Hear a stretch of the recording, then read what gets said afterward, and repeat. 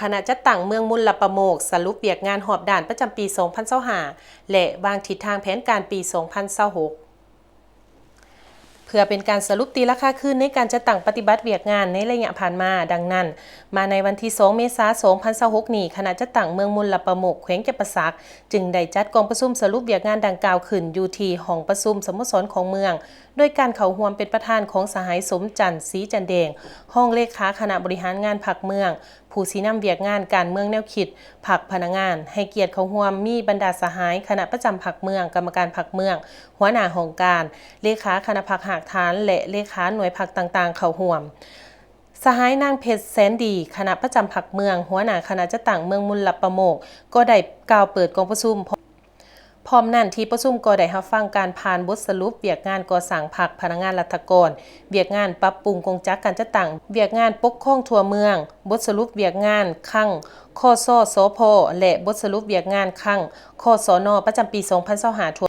มีหากฐานพรรคทั้งหมด112หากฐานในนั้นมีคณะพรรคหากฐาน16คณะพรรคหากฐานมี96หน่วยพรรคเทียบใส่ปี 2024ลดลง2หน่วยพรรคมีหน่วยพรรคหากฐาน16หน่วยพรรคที่ขึ้นกับคณะพรรคหากฐาน80หน่วยพรรคมีจำนวนสมาชิกพรรคทั้งหมด 1,649 สหายยิ่ง435สหายในนั้นมีสมาชิกพรรคสมบูรณ์ 1,604 สหายยิ่ง419สหายสมาชิกพรรคสำรอง45สหายยิ่ง16สหายหน่วยพรรคได้รับการประเมินทั้งหมด90หน่วยกวมเอา 93.75 ส่วนห้อยบ่ได้ประเมิน6หน่วยกวมเอา 6.25 ส่วนห้อยสมาชิกได้รับการประเมินทั้งหมด 1,313 สหายยิ่ง350สหายกวมเอา 79.62 ส่วนห้อยบ่ได้ประเมิน336สหายยิ่ง85สหายกวม25.59 ส่วนห้อยจัดประเภทสมาชิกพรรคแข็ง 1,294 สหายยิ่ง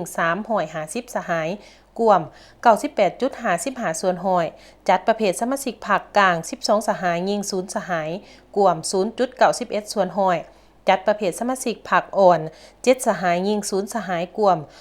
0.53 ส่วนห้อยจัดประเภทหน่วยพรรคปลอดไซเข้มแข็งนักแน่นจำนวน85หน่วยพรรคกวม 94.44 ส่วนห้อยจัดประเภทหน่วยพรรคกลางจำนวน5หน่วยกวม 5.55 ส่วนห้อยนอกนั้นก็ได้เอาใจใส่ในเวียกงานขยายพรรคก่อสร้างพรรคเวียกงานออกบัตรมอบบัตร